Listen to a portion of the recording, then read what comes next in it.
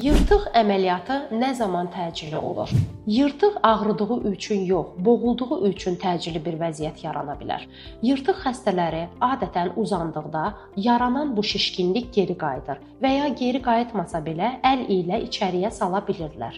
Amma yırtıq geri dönən deyilsə, hətta əl ilə belə içəri salmaq mümkün deyilsə, bu zaman təcili əməliyyata göstəriş olur. Eyni zamanda, əgər sizdə şiddətli bir ağrı varsa, bu şişkinliklə yanaşı olaraq mədə bulantısı, qusma yaranıbsa, bu artıq bağırsaq keçməməzliyinin yarandığını göstərir və təcili əməliyyat lazımdır. Və ən nəhayət, əgər həmin şişkinlik qızarıbsa, istilik hiss olunursa, daş kimi sərtdirsə, bu boğulmanı göstərdiyi üçün təcili əməliyyat qaçınılmazdır. Gecikmə bağırsağın kəsilməsinə və stoma dediyimiz bağırsağın qarın divarından kənara çıxarılmasına səbəb ola bilər.